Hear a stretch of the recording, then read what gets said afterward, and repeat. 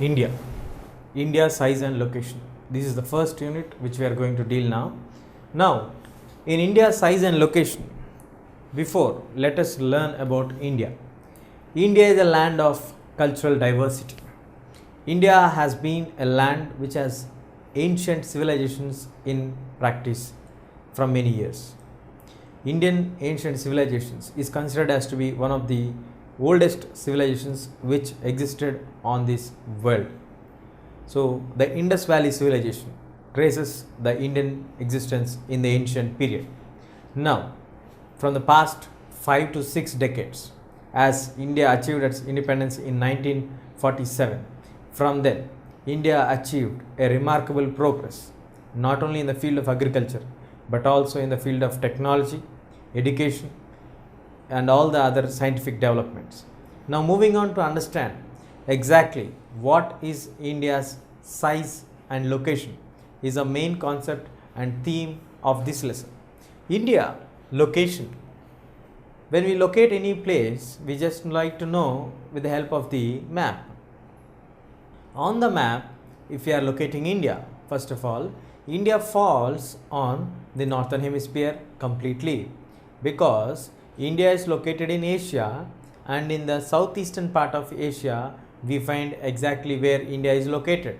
So in order to know exactly and appropriately where the country is located or where any particular place is present, so we need to know the latitudinal and the longitudinal extent of a place. The latitudinal extent of India is 8 degrees to 37 degrees north, while the longitudinal extent is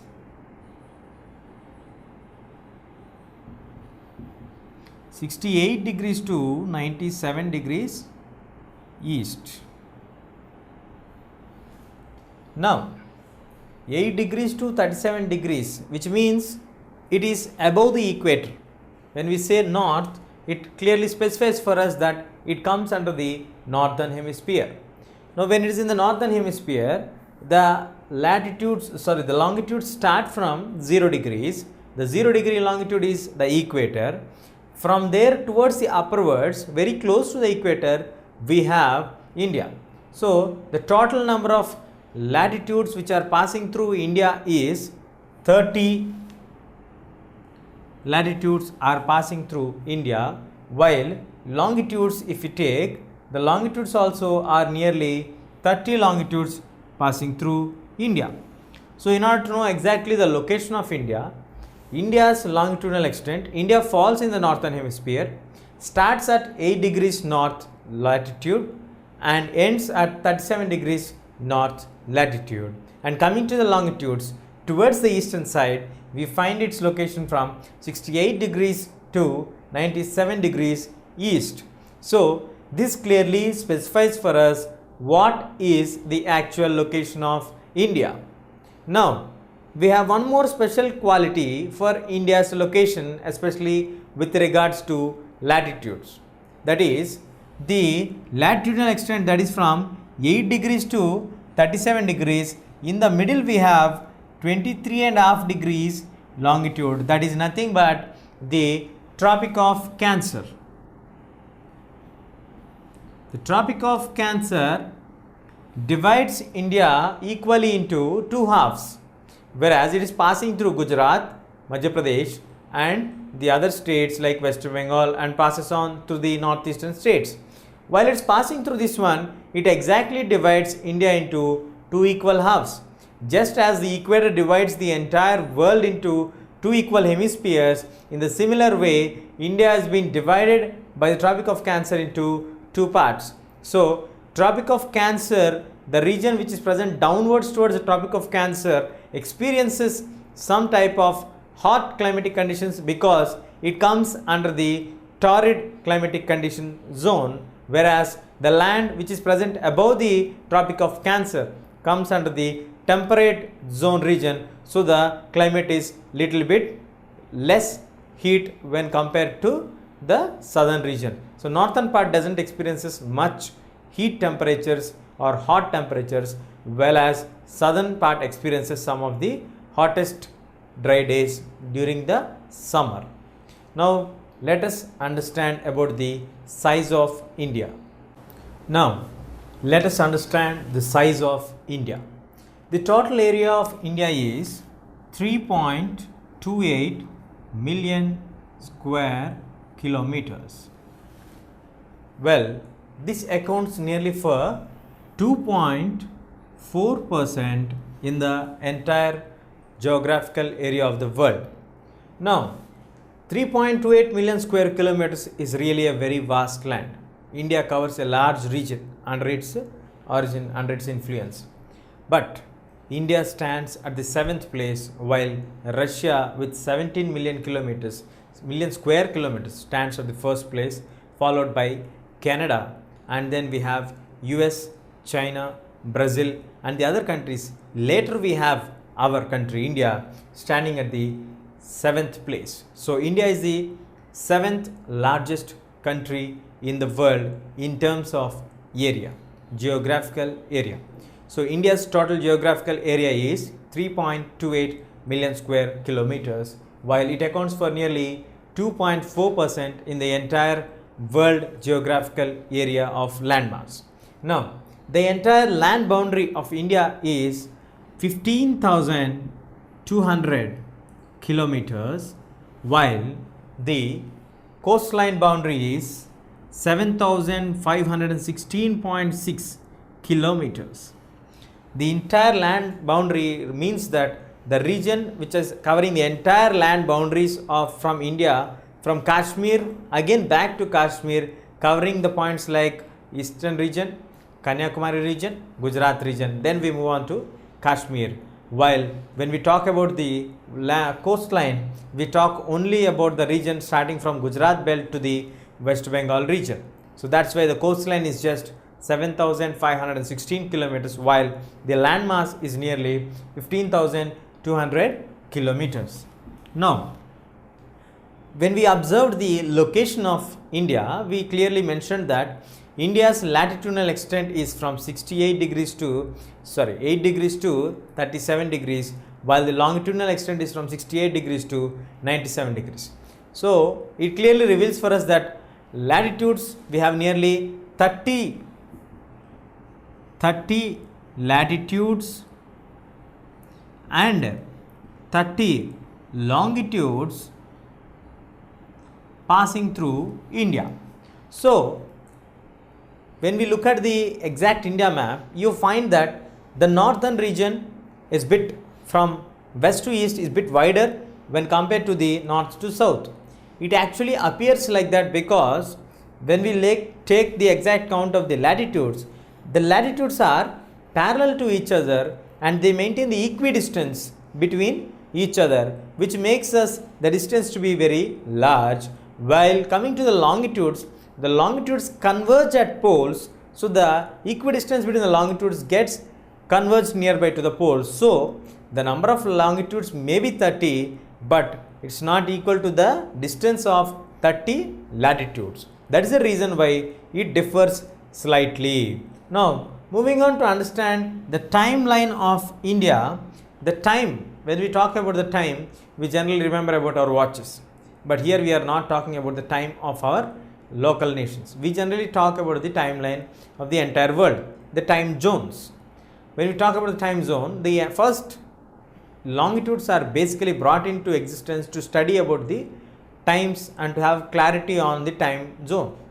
So the 0 degree longitude, that is the Greenwich meridian, is considered as the prime meridian, where it passes through Greenwich in London is the starting point of the time zone. Now from there to come towards India, if you take the longitudinal or the latitudinal extent, we generally consider only the longitudinal extent for our times. So the longitudinal extent, if 68 degrees is considered, where it starts near Gujarat, and when it comes to 97 near the Arunachal Pradesh, there is nearly 30 longitudinal extent present there. So 30 longitudes are passing through India. So these 30 longitudes, when we talk, each longitude it takes 4 minutes to pass. So this 4 minutes to pass is calculated into 30, which means 30 into 4 is equal to 120. So 120 minutes of time difference can be observed if 68 degrees is taken into consideration for the Indian Standard Time. So Arunachal Pradesh people would be experiencing 2 hours of delay because we have 120 minutes of variation there. If we take the other side of Arunachal Pradesh, the people in Gujarat would be missing for the 2 hours. So in order to avoid the confusion like this, they have taken exactly the middle longitude as the India's standard meridian time, which brings the clarity on the time. And now, though we find exactly there is a difference of some time when we take the middle one, because still we have 15 longitudes this side, 15 longitudes the other side, but the difference would be very less than compared to 2 hours. That's why to maintain a standard time whole across the country, they have fixed the meridian as the standard meridian, that is 82.5 degrees or 30 degrees would be the Indian standard meridian. So the Indian timeline will be determined basing on the longitude of 82 degrees 30 inches or 82.5 degrees longitude. So let's have a brief recap. The total size of India is 3.28 million square kilometers. The percentage of area which it covers is 2.4 in the entire geographical area present in the world. Then the land boundary of India is 15,200 kilometers, while the coastline boundary is 7,516.6 kilometers. 30 degrees is a significant degree for us because 30 longitudes pass through India, 30 latitudes pass through India. So this 30 plays a significant role for us, and longitudes are converging at poles, so the distance between the longitudes is comparatively less when compared to the distance between the latitudes is similar, equal and equidistant. That is the reason why when we find north to south, you find more land when compared to east to west. And then timeline, the time zone of India has been determined and fixed as 82 degrees 30 inches to avoid the further confusions between the time differences, because in Gujarat if you take the first longitude as a time base for the time, then you get 2 hours of difference at Arunachal Pradesh, while in Arunachal Pradesh if you start, then you get in Gujarat 2 hours of variation. So in order to avoid this confusion, they have fixed the time zone with the standard meridian of 82 degrees 30 inches. Next, move on to India and the world. As we fixed the Indian standard meridian as 82 degrees 30 inches. So this 82 degrees 30 inches is a standard meridian for Indian time, and it passes through Mirzapur in Uttar Pradesh, and also the Sri Lanka connects to Sri Lanka. Sri Lanka is also following the same Indian timings. Now moving on to understand India and the rest of the world. As I mentioned earlier, India is a land where we have the ancient civilizations in existence. The ancient civilizations flourished on this land. Indus Valley civilization gives us as a remarkable point of reminder for us all that this land has been flourished by the ancient civilizations. Now, moving on to understand the landmass of India. When we look at the landmass of India, we find it very typical because no other country has such a long coastline, though it is in the northern hemisphere and it is connected, it's located in Asia. It is very well connected with the other continents like Europe and also Africa. The land towards the South India protrudes into the Indian Ocean, where it has a wide range of coastline on the Indian Ocean, which justifies the name of the ocean after the country, that is the Indian Ocean. And it makes its viable access from here towards the Southeast Asia, well as to Africa and also to Europe. So the location of India, the strategic location of India itself brought her to a special position in the location itself. This strategic location made her to be eminent and clear special country. So the country can be well connected through land routes from Europe, through water or sea route from Africa towards the eastern part of Asia, and also having a long coastal line on the Indian Ocean also signifies a special place for our country India. Now, relationships. When we talk about the relationships, India's relationship with the Western countries is not a new point. It has its relationship with the Western countries from way olden days. Ancient 3rd century BC itself, we have Indians pottery being sold there, Indian spices being carried there. So through the land route, there existed a very cordial relationships. The trade has continued for many centuries from the west to the east. That's how the people came to know about the ideas of Upanishads, the Ramayana, the Mahabharata. These ideas spread towards the west, and also the Indian numericals. Arabs learned the concept of zero from the Indians.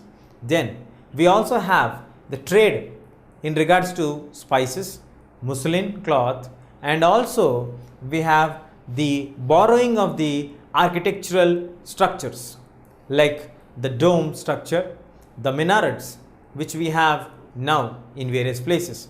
So this reveals for us that from the ancient time onwards, India is very well connected towards the west, and it proves that there has been a positive relations between the west and to the east, either through trade or by the kings coming and occupying the lands, or through the establishment of the structural existences which we have in our country, which are a replica or borrowed from the Western countries. This is about the India's and her connections with the rest of the world. India has in her location 29 states and 7 union territories.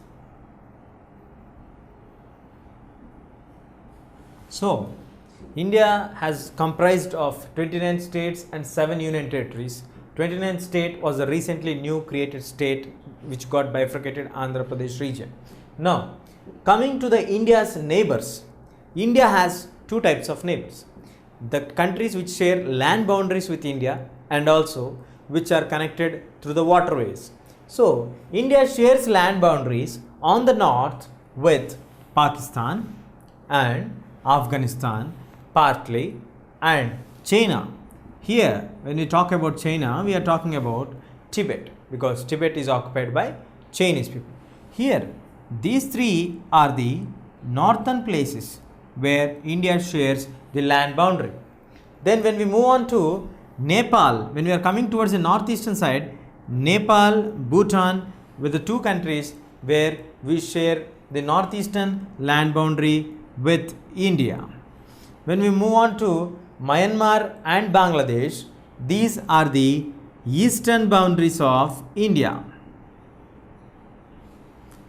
While the entire land boundaries of India are shared from Gujarat towards Arunachal Pradesh, coming down till Bangladesh, means towards the West Bengal region, we have Pakistan, Afghanistan and China coming under the northern land frontier regions, while as Nepal and Bhutan coming under the northeastern land frontier regions, Myanmar and Bangladesh eastern land boundary countries, while Sri Lanka and Maldives, the two island countries, are located on the southern part of India in the Indian Ocean, where Sri Lanka is separated from India through the Pak Strait or the Gulf of Mannar, while south of the Lakshadweep Islands we have the location of Maldives. These are the Indian boundaries which are located and which brought a special position for India strategically. That's how India's location and extent exceeds. India is the 7th largest country in the world, culturally having diversity in its culture in a larger scale. Different languages are spoken, different communities, different religions are in practice. So this all also brings the name for India as India to be called as a subcontinent. Continent within the continent, so it is rightly known as subcontinent. India is also called as subcontinent. That's all we have in this India, size and location.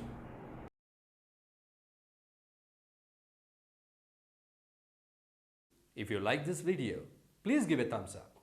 Please subscribe to our channel to get more videos on CBSE syllabus.